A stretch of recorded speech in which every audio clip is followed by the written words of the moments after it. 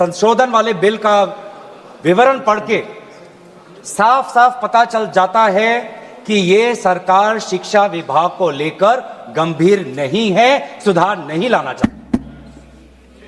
ये सिर्फ एक दिखावा का बिल है, क्योंकि ये बिल एक संशोधन बिल है। आज से 2 साल पहले ये बिल लाया गया था, public examinations prevention of unfair act 2024। उस समय में भी एक यूजीसी ये नीट के 2024 के परीक्षा को लेकर पूरे देश भर में लोगों के मन में व्यापक चिंता थी। उस समय में भी इसी तरह आज जैसे मंत्री जी कह रहे हैं, सरकार ने इस बिल का इंट्रोडक्शन करते हुए यह कहा कि यह बहुत ही एक ऐतिहासिक कदम है, एक बहुत बड़ा कदम है और इससे शिक्षा विभाग सुधरेगा और इससे परीक्षा में जो पेपर लीक होते हैं अब नहीं होगा, अब किसी का साहस नहीं होगा। ऐसे कड़े दंड उस समय सरकार ने कहा कि 2024 के बिल में वो लाए हैं। तो जो 2024 के नीट यूजी पेपर लीक पे जो तहकीकात हुई, जो इन्वेस्टिगेशन हुआ, मैं पढ़ना चाहता हूं उसकी स्थिति आज क्या है, ताकि पता तो चले कि यह सरकार 2 साल पहले जो नीट परीक्षा को लेकर जो व्यापक भ्रष्टाचारी हुई, उसको लेकर यह सरकार कितनी गंभीर है। बहुत दुख के साथ मैं कहना चाहता हूं कि एक अखबार में आर्टिकल आया 2026 में कि जो 45 व्यक्ति थे जो चार्जशीट हुए थे नीट यूजी 2024 पेपर लीक के मामले में, 45 में से 44 को बेल मिल चुका है। यह है इनकी गंभीरता, यह है इनके छात्रों के प्रति इनकी संवेदना। जो मूल व्यक्ति है जिसको मास्टरमाइंड कहा जाता है, संजीव मुखिया, 11 महीने तक वो फरार था, 11 महीने तक सरकार उसको पकड़ नहीं पाई। अप्रैल 2025 में वो फाइनली उसका गिरफ्तार हुआ और फिर उस मामले में उसको बेल मिल गया। उस मामले में उसको बेल मिल गया। मई 6, 2025 एक दूसरे व्यक्ति रंजीत कुमार बरुआ जो करियर एकेडमी एजुकेशन ट्रस्ट के चेयरमैन है, वो बेल। एक अमित कुमार सिंह जो पेपर सॉल्वर के गैंग में था, उसको मई 7, 2025 को उसको बेल। एक पंकज कुमार जो कैंडिडेट्स को वो सारे कागज लीक करता था मोबाइल फोन के द्वारा, मई 15, 2025 उसको बेल। राकेश जिसका यह आरोप था कि उसने प्रश्न कागज को उसकी चोरी की, उसको बेल। तो ऐसे एक लंबा ब्यौरा है, चाहे वो अमित प्रसाद महाराणा का हो या धीरेन्द्र कुमार पांडा का हो। तो ये कानून उस समय भी विफल था और ये कानून जिस मंशा से आज ला रही है, आज भी ये विफल होगा। ये कानून आपकी विफलता का स्मारक है, क्योंकि ऐसे कानून 2024 के में लाने के पश्चात भी 2026 में तो लीक हुआ ना सर। अगर कानून इतना ही सशक्त था तो आज 2 साल बाद ही इतना बड़ा व्यापक लीक कैसे हुआ। और अफसोस की बात है सर, उस समय में भी शिक्षा मंत्री धर्मेंद्र प्रधान थे और जब 2024 का जब पेपर लीक का मामला जब पूरे देश भर में आया तो आपको पता है धर्मेंद्र प्रधान जी ने उस समय क्या कहा? उन्होंने कहा कहां हुआ पेपर लीक, नहीं हुआ पेपर लीक। और आज भी पहले 2.5 महीने तक तो उनका रवैया यही था कि कहीं कोई धांधली नहीं हुई, सरकार ने बहुत अच्छा काम किया है। 21 बच्चों की जान गई, आत्महत्या उन्होंने की। आपको शर्म नहीं आती इस सरकार को कि जिस मंत्री के तहत में 21 बच्चों ने अपनी जान गंवा दी, आत्महत्या की, जब उसने अपने मंत्री पद से इस्तीफा दिया, कल जब वो सदन में आए आपने उनको ऐसा माला पहनाया ताकि जैसे वो पाकिस्तान से जंग लड़के आए हैं, ऐसा माला पहनाया, ऐसा उनका वजूद उनको बढ़ा किया मानो कि वो पाकिस्तान से जाकर सीमा पे जाकर जंग लड़के आए हैं। ये है उनकी सच्चाई। दुख लगता है सर। आज ये बात प्रधानमंत्री आते हैं इंस्टाग्राम के रील पर, वो अलग बात है कि जो पहली कैबिनेट बैठक हुई, उस कैबिनेट बैठक में शिक्षा को कैसे सुधारा जाए, पेपर माफिया को कैसे खत्म किया जाए, पेपर सेटर के माफिया को कैसे खत्म किया जाए, पेपर सॉल्वर के माफिया को कैसे खत्म किया जाए, टेस्टिंग सेंटर के माफिया को कैसे खत्म किया जाए, प्रिंटिंग प्रेस के माफिया को कैसे खत्म किया जाए, कोचिंग सेंटर के माफिया को कैसे खत्म किया जाए, सिलेबस कैसे स्कूल के सिलेबस के साथ मिले, आउट ऑफ सिलेबस परीक्षा के पेपर ना आए, सीबीएसई के ओएमआर में धांधली न हो, इन सब चीजों पर व्यापक चर्चा करने के बजाय प्रधानमंत्री मोदी जी कहते हैं इंस्टाग्राम पर और ध्यान दो, इंस्टाग्राम पर और ध्यान दो। और प्रधानमंत्री जब आते हैं हाई पावर कमेटी की बात करते हैं, तो 2 साल पहले जो के राधाकृष्ण की जो हाई कमेटी थी उसका क्या हुआ? 2 साल हाई कमेटी आपने गठन की, प्रधानमंत्री केंद्र सरकार के निरीक्षण में एक हाई कमेटी बनी, के राधाकृष्ण फॉर्मर इसरो के चेयरमैन। अगर वास्तविक में उन्होंने इतना बढ़िया काम किया तो 2 साल पश्चात ही आज क्यों दोबारा ऐसा पेपर लीक हुआ? सरकार यह दिखाना चाहती है कि यह बहुत गंभीर है। पिछले कुछ दिनों में पता चला कि एनटीए के लगभग 47 लोगों को बदला गया। सर, मैं इस सरकार से मैं ब्यौरा चाहूंगा कि वे जो 47 लोग हैं जिनको आपने ट्रांसफर किया या सस्पेंड किया, कौन है वो? क्योंकि एनटीए की जो एक्चुअल सैंक्शन कैपेसिटी है, एनटीए की जो सैंक्शन कैपेसिटी है वो 34 की है, 34 की सैंक्शन कैपेसिटी है। ये 47 कौन है? कौन है ये 47? 34 में से तो शायद 10-11 वैकेंसियां हैं, 24 ही है जहां पर लोग बैठे हुए हैं। तो ये जो 47 जो सैंक्शन, ये कौन है? जो आउटसोर्स करके अपने लोगों को लाया एनटीए में, वो लोग हैं क्या? उसका ब्यौरा मिलना चाहिए। हम जानना चाहते हैं, आपने एनटीए के डीजी को बदला और एनटीए के चेयरमैन को रखा, ऐसा क्यों? ऐसा क्यों? आपको एनटीए के डीजी पर विश्वास नहीं, आपने मान लिया कि शिक्षा मंत्री धर्मेंद्र प्रधान जी का इस्तीफा होना चाहिए, आपने यह भी मान लिया, तो आपको एनटीए के चेयरमैन पर इतना विश्वास क्यों? यह हम जानना चाहते हैं। सुनाई दे रहा होगा सर, एक विशेष संगठन के साथ जुड़े हुए हैं, उसका ब्यौरा देख लीजिए, एनटीए के चेयरमैन का ब्यौरा देख लीजिए। इससे पहले वह मध्य प्रदेश के पब्लिक सर्विस चेयरमैन के वो कमीशन के चेयरमैन थे, और उस समय में भी धांधली हुई,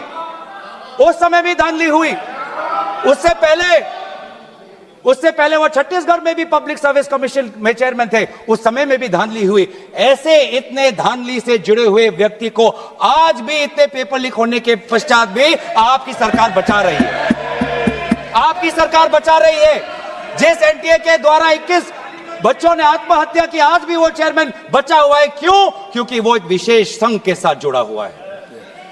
और यही दर्शाता है कि आप शिक्षा विभाग में आप सुधार नहीं चाहते, क्योंकि आरएसएस के लिए शिक्षा विभाग बहुत ही महत्वपूर्ण विभाग है, मैंने कोई असंसदीय बात नहीं की। आरएसएस के लिए शिक्षा विभाग बहुत महत्वपूर्ण विभाग है, और इसीलिए हम देखते हैं, चाहे यूनिवर्सिटीज के वाइस चांसलर्स के अपॉइंटमेंट में हो, कॉलेज के प्रिंसिपल के अपॉइंटमेंट में हो, जब फैकल्टी की बदली होती है उसमें हो, चाहे आउटसोर्सिंग में हो, हर चीज में हम देखते हैं कि जो जिन यूनिवर्सिटी की कल्पना पंडित नेहरू ने एक साइंटिफिक टेम्पर के द्वारा उन यूनिवर्सिटीज के एक सपना देखा था, आज उन्हीं यूनिवर्सिटीज में क्वालिटी पर ध्यान नहीं दिया जा रहा। आप शिक्षा के माध्यम से इस पीढ़ी को आने वाले चुनौतियों के लिए तैयार नहीं कर रहे, आप शिक्षा के माध्यम से इस पीढ़ी के लोगों को आने वाले समय में आपके दल के सदस्य बने, आपको वोट दे, उसके लिए आप एक माहौल बना रहे हो। यह है आपके लिए शिक्षा का उद्देश्य, यह है शिक्षा का उद्देश्य। और हमने देखा कि वे जो संस्थाएं, चाहे वो आईआईटी हो, चाहे जेएनयू हो, चाहे डीयू हो, देश भर से माता पिता अपने बच्चों को बोल रहे कि जाओ दिल्ली जाओ, अगर दिल्ली नहीं जा सकते तो बॉम्बे जाओ, बिहार में जाओ, लेकिन धरना प्रदर्शन करो। आज शिक्षा की बात है, आपको अपना भविष्य आपको बचाना है। मैं नहीं जा सकता, पर मेरी आशीर्वाद तुम्हारे साथ है। एक मां ने एक आशीर्वाद के साथ अपनी बेटी को भेजा, एक बाप ने अपने बेटे के पीठ पे थपथपा कर उसको जंतर मंतर पे भेजा, और डीयू, आईआईटी, जेएनयू कहती है आप मत जाओ। छात्रों को कहती है अगर आप जाओगे तो आपके करियर पर प्रभाव बन सकता है। ये है शिक्षा की संस्थाएं। ऐसे हम आने वाले चुनौतियों के लिए हम भारत का निर्माण करेंगे, अपने युवाओं को हम उनको ताकत देंगे।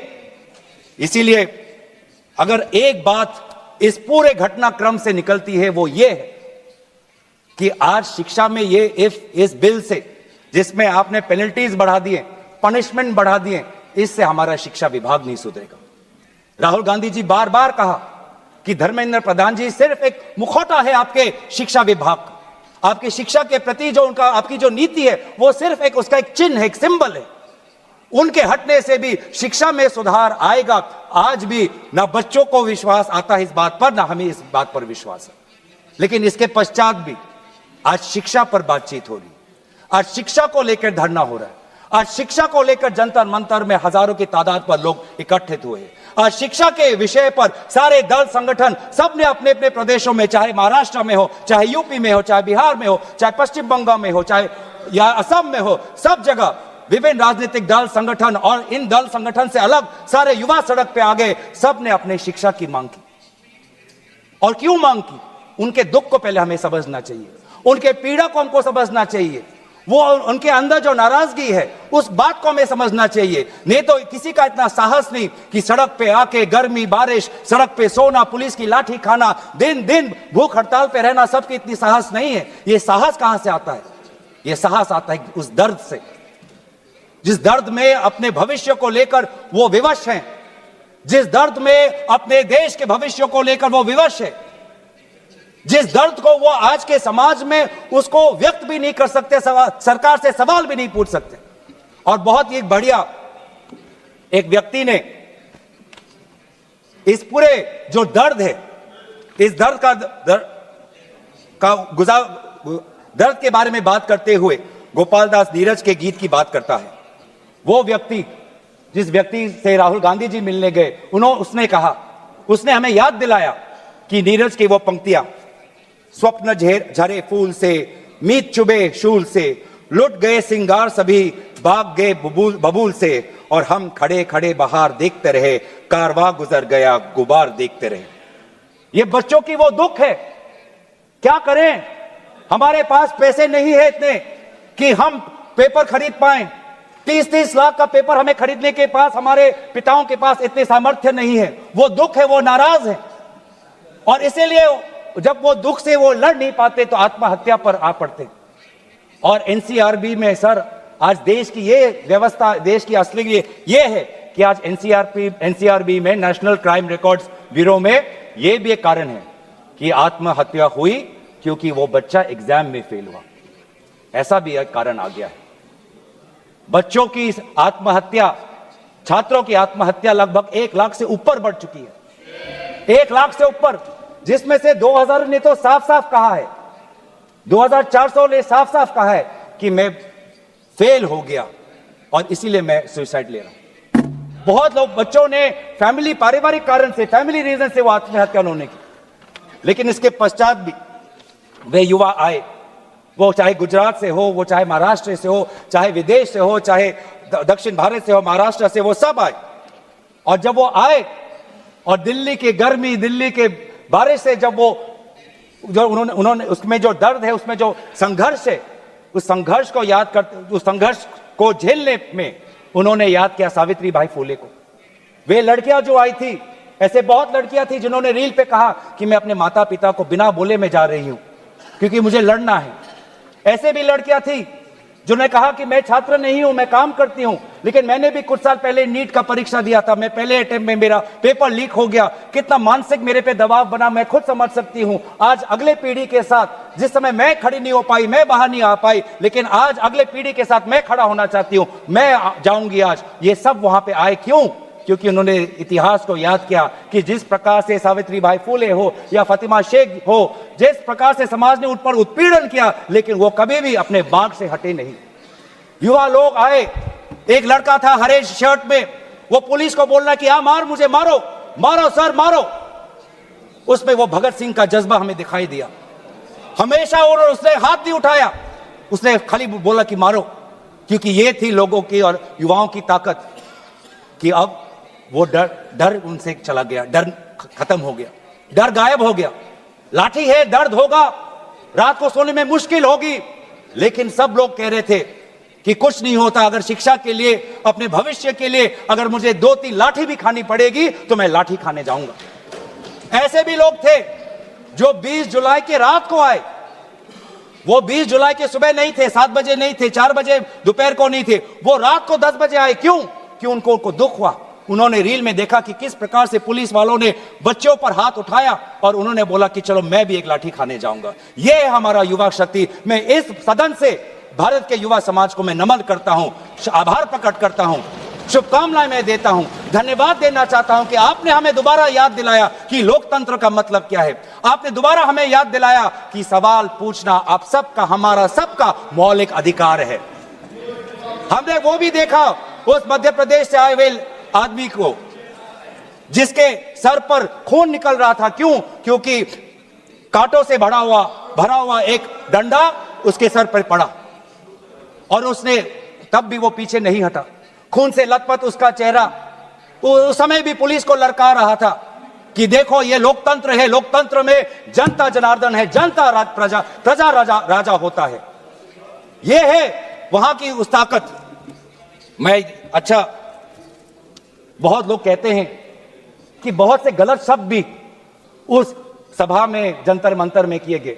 मैं उन गलत शब्दों का, जो मर्यादा से बहुत दूर है, अमर्यादित है, उन शब्दों का समर्थन नहीं करता, लेकिन उन शब्दों के बारे में भी याद करना चाहिए जो बाकी बच्चों ने हमें याद दिलाया। किसी एक बच्चे ने याद दिलाया वसीम बरेली की कविता, जिसमें लिखा है, जो उसूलों पर आंच आए तो टकराना जरूरी है, जिंदा हो तो जिंदा नजर आना जरूरी है। ये हैं बच्चे, ये है वो बच्चे जो अलग अलग प्रदेश से आए हैं। मैं धन्यवाद देना चाहता हूं कि इन्होंने अपनी इंसानियत दिखाई। हर वो बेटी जो वहां जाती थी वो कहती थी कि ये जंतर मंतर, ये ऐसा एक जगह बन गया है जहां पर मैं अपने आप को सुरक्षित महसूस करती हूं।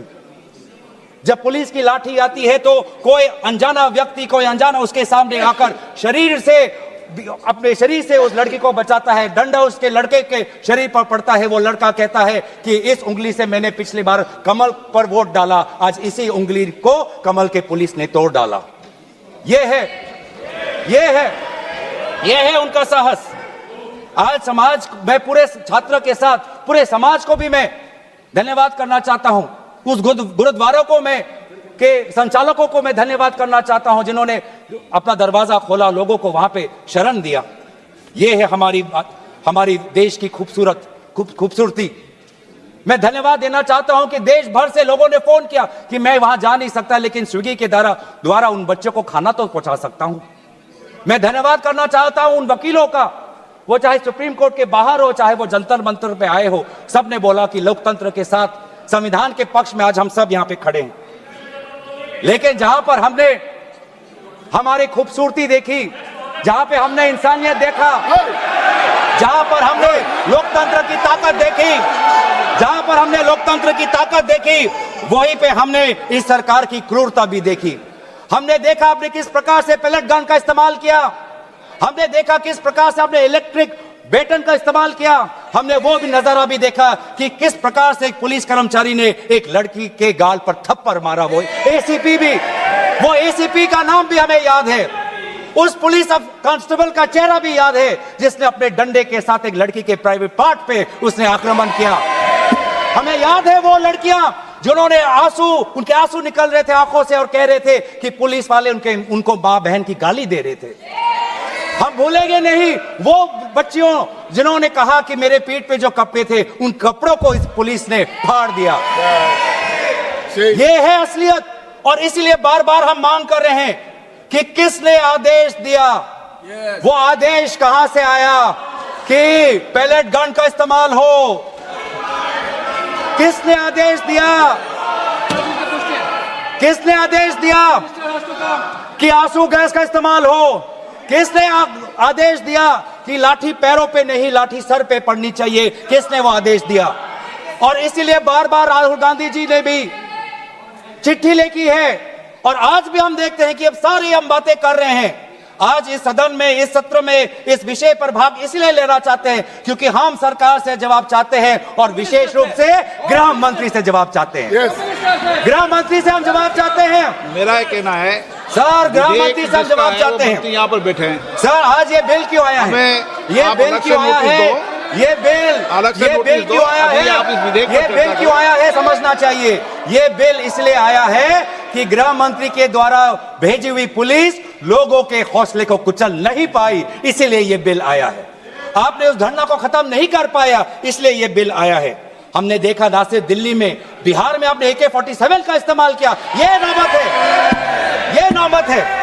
हमने इसीलिए मैं लोगों का धन्यवाद करना चाहूंगा और धरना प्रदर्शनकारी के साथ है जिन्होंने एक और हमें बहुत ही खूबसूरत गीत याद दिलाया, दिनकर का।